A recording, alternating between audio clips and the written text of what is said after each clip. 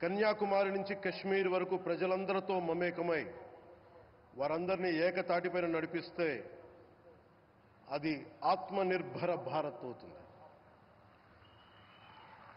అదే కన్యాకుమారి నుంచి కశ్మీర్ వరకు ప్రజలకి వారి పరిసరాల శుభ్రత యొక్క బాధ్యతను తెలియజేస్తే అది స్వచ్ఛ భారత్ అవుతుంది.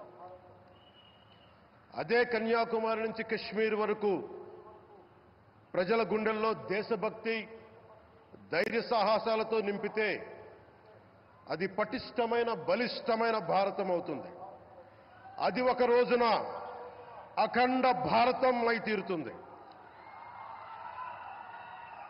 ఒక బలమైన భారత్ కోసం, ఒక దృఢమైన దేశం కోసం, జగత్తంతా వసుదైక కుటుంబం అనే భావన కోసం 4.5 దశాబ్దాలుగా పరితపిస్తూ, పరిశ్రమిస్తూ ఆ దారిలో ఎదుర్కొన్న ప్రతి పరాజయాన్ని, పడ్డ ప్రతి అవమానాన్ని నవ్వుతూ స్వీకరిస్తూ, వాటినే విజయాలకి ఇంధనంగా వాడుకుంటూ, దేశాన్ని అభివృద్ధి పథంలో నడిపిస్తూ, భారతదేశాన్ని ప్రపంచంలోనే 3వ బలమైన ఆర్థిక వ్యవస్థగా తీర్చిదిద్దేలా నడిపిస్తున్న మన ప్రియతమ ప్రధాని, మన గౌరవ ప్రధాని శ్రీ నరేంద్ర మోదీ గారికి నా తరపున 5 కోట్ల మంది ఆంధ్రప్రదేశ్ ప్రజల తరపున నా హృదయపూర్వక నమస్కారాలు.